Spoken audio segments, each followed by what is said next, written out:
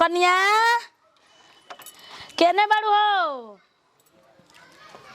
अपना अपना मन के हो गल भाई सुतल बैठा रहते जा हमारा ना कुल करे के बा। अम्मा जी दी दूधवा दुहा गइल। हां धराई दूध आ कनी बबुआ के निकाल दियो। दीदियो जी बाइनु एने ओने साड़ी उड़ी रख देबे नी गिरल बाटी उथु पस रसगेनी पस तनियो से बुझाता आ कहला कहम कि हम सरिया के रखले रही तोर लइका लइकिया उथु क देले हवसन है। बढ़िया बढ़िया पाढ़ वाला साड़ी के नहस तहस कइले रहतनी ना कबो प्रेस मारे के बाटे ना कुछ सरिया सरिया के ध देतानी जतनी एकरा के बुथु करे देर बबुआ सुनत आई। हाँ जी भाभी बताई का बात बा। आई जी खड़ा होखी। हाँ बोली। अरे और भैया नहीं की तो हमार बतिया काहे नहीं खिरवा सुना। हाँ माना भैया चल गइल तनी मनी भुला जाता रहे ना ये खातिर बताई। कहनी है सुबह हुआ के कहनी है कि जाके तनी आ दुकानिया में से ना सिंघाड़ा ले आ दी जी बुकल आ हमनी के नू तनी हलवा बना देती जा तो जाके ना ले आ देती। ला दे बड़का बड़का सिंघाड़ा ना 10 टकिया के 20 टकिया एगो 20 टकिया होला है तो बड़ के एगो 10 टकिया हेतना बड़ के होला बोला ना जो ई सब हलवा हलवा घटाला नु वाला। हाँ तो उ वाला ले दे और फिर से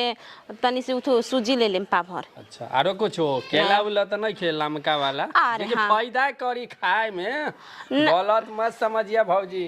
आजकल कहे कि दिमाग आदमी को ज्यादा चलेला ना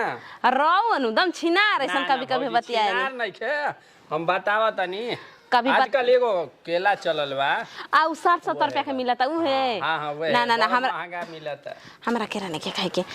मोरा भैया हम त लेके आई मुनिए से आ सुनी नु वे तो बोल देनी कनी है नु पैसा होइनु त बजरिया में से फोन करम त एगो सामान मंगाए के बा। ठीक है बा बताई का लेवे के बा अभी बता दही कि रवा भैया से कह दही अगर फोन करे में पैसा लगेला आजकल तो ऐसे बता दी हम आंख मुना तनी शर्म आवे ना ई शर्म हम मुना तनी काने में बता दी चिनार रवा से बात कहे वाला ना हो ठीक बा हम दुकानी वाला से कह देम अब जाई। आई हे दादा कैसन कैसन भौजी मिल जाला दुकानदार से कहिए का लेकिन हमनी से ना कहिए दुकानदार से कह बढ़िया लगेला दुकानदार हमरा रउआ घरे के ना देवर है ना जी दुकानदार तनी अरे भाई। सुनी दुकानदार हमरा घरे ना आवेला रहुआ हमरा घरे रहे नी रहुआ के देखम जब जब हमरा शर्म लगी भैया के कंप्लेन करे पड़ी कहीं कोनो बात होई त भैया हाँ केकरा कही रे तू कहाँ रही भौजी गड़बड़ा गइल बा त का बताई तो कह दे कि भौजी गड़बड़ाई के घर ही बाटे ठीक बा रहुआ त ऐसा बात करती वहां का शक ना रही तब शक हो जाई। वहे त बात बता तनी रउआ दुकानदार से बात करो तो तनी मनी डॉट होला ना ये खातिर कौन तनी से बतियाई रहुआ उ सब बात ना सुनम ठीक बा। ठीक है बा जा तनी हां जाई जल्दी जल्दी लेके आई ठीक बा ठीक कुछ कहा हो बहुत देवर बानी नु यहाँ के कभी कभी यहाँ शुरू से यहाँ के होने चल गए विदेश देने पढ़े बाप रे बाप विदेश पढ़े चल गए ओनिए के भाषा हमेशा यहाँ के यूज कैले बनिया हमनी के कभी कभी बुझेबे ना कर हमनी के दुकानदार कहीं जाते यहाँ के दुकानदार कहतानी। अरे बुचिया का माई खाना खइला है। अरे खाना तो कहते बानी कि खैनी है ना कि का जानी कैसन मियाज करे लगल एकदम से उकाई नहीं बस छोड़ के खाना चल देनी है बा खाए के मन नहीं करत दोसर देही का बा तोर हमार तो लागत तोर दोसर देही बा ऐसे कोनो चीज खाता तो पचत नहीं के चलबे काल का डॉक्टरिया के इथी क दवा देते कहता नहीं कि चल हमरा तो बुझाते बाटे जानता नहीं 1-2 महीना से कुछ हमारा गड़बड़ लागत आटे सोच ले पाहुन ले देखो पाहुन ले कह दिए तो अभी ना आइम न तो वह एगो फोन कर लगे तनी मनी में सूर्या जलन और तो से का कोई मैं देख याद ना पड़ला वहां के फोन करता नहीं कहता नहीं कि आब हम कहनी कि अभी तबीयत हमार खराब बाजी अभी हम कैसे आई में तो कहता नहीं पैसा आई दवाई भी हो ना आब उहो के बुद्धि ना भइली ना तो तनी सोचे के चाहिए अपनहु से तारे ल अरे गोइल भी तो हाथना दिन पे तो तनी 2-4 महीना छोड़ देही कने नु कहूं डॉक्यूमेंट जन में में आरो का कहा जाता हो में नहीं आ ना सवा आ उहे ओकरा से तनी पता करी है नु कि काल उ डॉक्टरिया में चल तो चल जी। अरे एगो मिलत मशीन निहन हती चुकी ओहुल अपन घर में चेक कर लेता तो चलिए ओइ जे चेक करा दे हम वैसे ढेर पैसा लेसन घर 25 से 30 रुपया में हो जाते हुए 50 रुपया में तो का करी हमरा तो बुझाते नहीं कि चल ना ओइ जी के देखो जी अच्छा, और अच्छा। कुछ पैसा को कुछ ना कि दवाइयो ये ले लेम ना कि काहे उल्टी उल्टी होताटे। हमार तो लागत देहिया लागत तोर चिकई थी यार वही से कहनी डाड़वा पर भौजियो कहत रही कैसन है खुशबू जी बाटे का तू काज ने क्वेश्चन में तो ते भुला जालिस है कितना दिन भइल का भइल कैसे भइल अरे बाकी याद पड़ता हमारा ये कुछ हेरू तन ढीलवा देखो कनी नु भौजैया भेरी जइए कुछ कुछ करवा दे का करबे नहीं आइल बड़े तो ओहो कितना करबे तो कहे से ना तो नइखे कर देखो तो सर्दी हमरो मन फीका फीका भइल बा एगो छे जवाइन मंगरइल डाल के रोटी पकइबे का जवाई मंगल रोटी हाँ डाल के वही में लिट्टी अरे तोरा के कैसन निक लागला रे मैबा ए फकनिया करी खइले ने को तो निक कहाँ ले तारा लागे निक लागेला ना दे ये तू ही आहे दादा जिंदे जिंदे 22 साल ऐसन का हाथ टेक डिलिया वाला ला दे रे तनकी मुझी हसन एकरा में तो तोरो सुनाते नहीं के लाव न काल बार रंग देता नहीं ऐसन लाल देखो तू उज्जर उज्जर मारे हो गइल बाटे आ जाए द बूढ़ पुरानिया बहन का कर है का तो हुकर लइका आइल बा का बाहर का से टिंकू है हां वैसे उतान से चितान चलतिया और कि में एगो करे लेके के नौकरी लागल बा आवा ताकि आदमी के कोई घर के द्वार का हइए नहीं करे आज ना त काल भगवान नु देबे करियन अब भैया कहां गइल रे छोटा का हां छोटका भैया कहां गइल रहत हम दोस्त प्रेशन उनकरा कुछ तने नहीं जाते तो बता रे जब मन तबे तू मैच लगाई देले बाड़ी फार्म भरिए देले बाड़ी हथु वाला आ खेले चल जातावन क्रिकेट में लगता कि उहे दुनिया ऊपर हथु भइल बाड़न हम तो बोल दिन तो बात थपड़िया देता हमरा कैसे निकल ज्यादा तारा बोला के कौन जरूरत है छोड़ नहीं के तो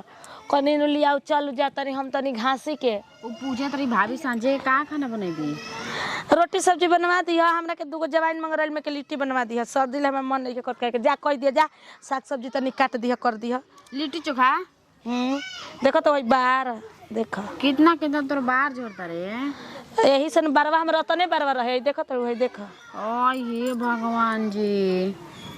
तन की बार जोड़ता रे हमार बार रहे तो साला जना घरी आई रहे तना घरी सब लोग देखे तो अंगूरी काटे मैं वो नु झरा तटे इतना झर के एकदम हित्ती हो गइल बा हित्ती ना पति भी तो ओकर के कह मायवा के बुचिवा के रे हां हां फोन कइले रहे कहते दीदी का करी देखो तो हित्ती बार हो गइल बा ससुरवा के सब कोई कहत तटे कि टक्कल हो जाए ओकर देवरा सब कोई कहत अरे का कर बुझाए द अब तो हमरा मरे के कगार होइनी झरियो जी हम तो झर जास अरे ओकरा का ना कहत रे कने जो बुझे जो काम करवा दी जो जाता नहीं रे देख लिए कावन छी बबुगन बुचे का खयसन पूछ लिए ठीक बा का करबो लइकी आइल बे ते कर दोसर देह लागत हमर त इहे लागत ज्यादा भगवान बुझ समझ दियन त ठीक केनु बा बतावा हो अबले हम खीरा के ना चलैले रहती त एमे खीर न जर जाइत आ अपन मरद लेके भतार लेके बेड तुरत अड़ी जा मन त करता कि मुड़ी ओठ दे एकदम दबा दे कि छटपटा के मरिए जाऊं जा ला शरम त इनन के गतरी हइए नहीं के कि बड़ जेठ हो के खाना पीना बनावतिया बता भाई खीर खाए में अच्छा लगे मार देस भागे गाड़ी बोल करा कर दे तड़ू हो खाओ सवतिया के एकदम से ने लागत न कि और रखी ऊपर ये मर्द पहले बाड़ी जा ले लेके घुसल रह तड़ी जा हमार मन थोड़ी ना है कि हम अपना मर्द के लेके घर में घुसल रही कह दिला पर तो सबका एकदम से एड़ी से कपारे खौले लागेला का तहरा हो गुल का ओकनी के देख के तू कचकच कइले बड़ू देखो त नहीं देखी पहले खीरिया के नीचे धल लेबा कि ना सब है जरता है सब जरता जरता। बड़ी से सब हैं मार दे कहीं के सब हनी के कोनो फेरे नहीं के तोहरे ए भगवान कोई के गोती नहीं दिहा ना तो सतगर दुश्मनो मत दिहा हमरा गोती नहीं लेखा एकदम डाई के सवती रख देले बड़ी स हां हुनकी दाजा होसी कइले रहत अड़ी जा खाए की बेरी त ना कहिया जा कि हूं खइए तो हम उ खाइब जाय द छोड़ा हटावो कनी के कनी उ छोटकी आइल बिया मान लो ओकरा के देखभाल तोहरे नु करे के बा तो हां सबका हम कनी हमार कोई ना करे 80 बरस का हम पुरानिया हो गइल बनी घरवा में छोड़ा ना कनी के हम बानी नु करे खाती बोलत हरे का करे के बा गोड़ दबावे के बाद दही अरे हटी का करे के बा हमरे बोलो तहरा के करे के बानी नु गोड़े ना दबोइनी अब गोड़ दबा बतानी लाज शरम घर के पी गइल बड़ी से सवतिया हो दादा कहनी कि जाय द हमर छोट गोती नहीं है से त बहिन लेखा जानब करब लेकिन एक हाथ से ताली ना बजला उ करही त करब ना करही तो इंगने छोड़ दे मुंह मारा जे जाके गांव टोला तो हंसता है कहता कि कहो बड़ी उतराइल रहू कि हमार गोतनी लाखों में एक कहीं से आते तार न देहली से तोहरा के सही कहत रहे लेकिन हमरा हे दिमागवा में ना घुसत रहे उन्हनी के बतिया देखो ई सब जरल है देखो सब जर दी सब खत्म हो जर दी हम छोड़ देले बानी छोट हो के घर में घुसल बाड़ी बड़ हो के हम खाना बनाते लज्जा तो नहीं छोड़ हो दो डईनी हां कोनो कनी के मतलब है से सब सुतल बड़ी से तो सुते दो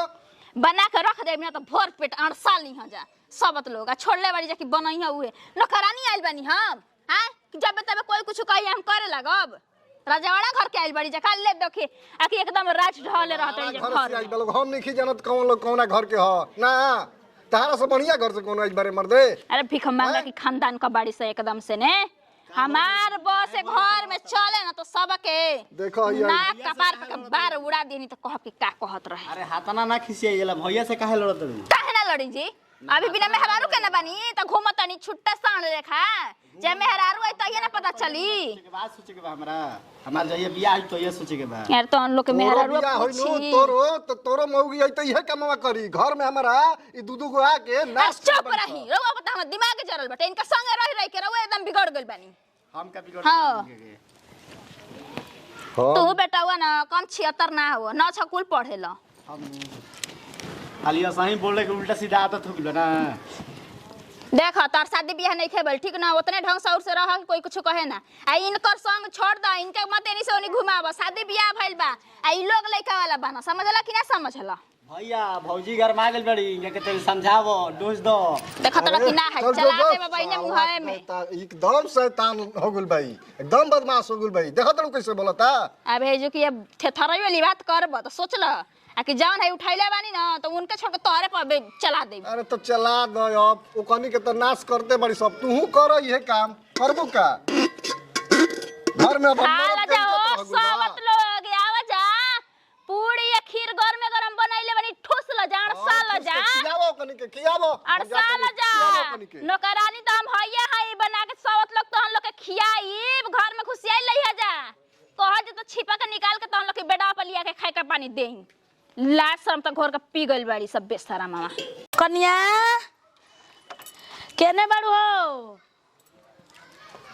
अपना अपना मन के हो गइल भाई जा सुतल बैठा रहते जा हमारा का निकुल जी? करे के बा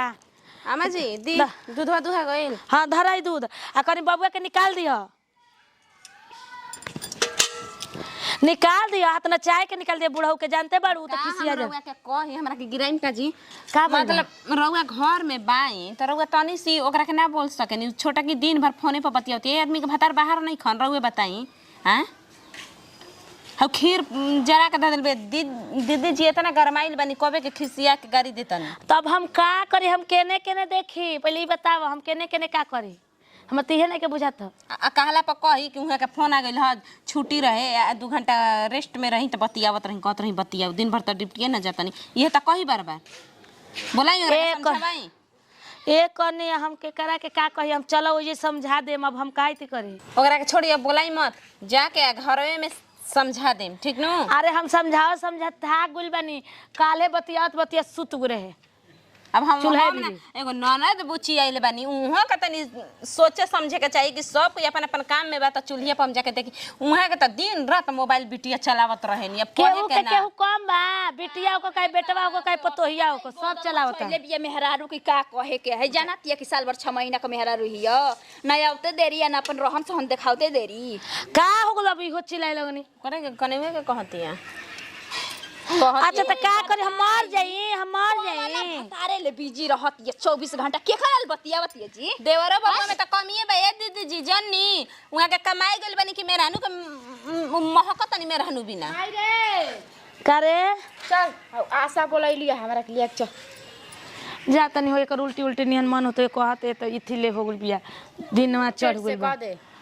अरे जाना तनी जाई रात भर उल्टी ओय करत तो आदमी जानते तब उहे चेक करवा दे कहत रही दीदी जी से चोकरा लागत कि दूसर देह ना कहत रही जी हम खीर अरे वो कम ना हो हम खिड़की में कहा गोल रहे ना एकरो के मार दूध खातिर चिल्लात रहनी त ना दूध ले जाए खातिर चिल्लात रहनी रे चिल्लात रहनी रे चिल्लात रहनी आजी हैं? आमाजी रोवत हाथ चुकला के दूध ले आए जोग नहीं खे कतना चिल्लात रहनी भाग ले होकर संग खेले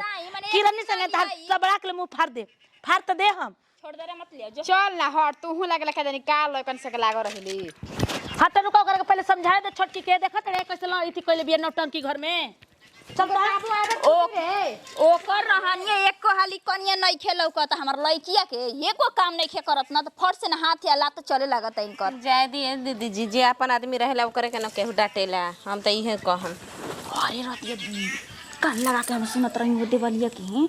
भर रात खूबे फुसर फुसर केकरा ले बतियावत रहली है देवरे बबुआ से बतियाली हम तो ट्राई कोई नहीं है अभी वो बतियावत रही तो हम गइल नहीं घर में आ देखनी है देखनी है मेहर बहू के बाहो दोगला ई नतिया के करा के मारम अरे नती सुने अरे जाए द हो छोड़ द चल चल पार पारी आव तो जा तो चल चल दूध पिए चल चल दूध पिए चल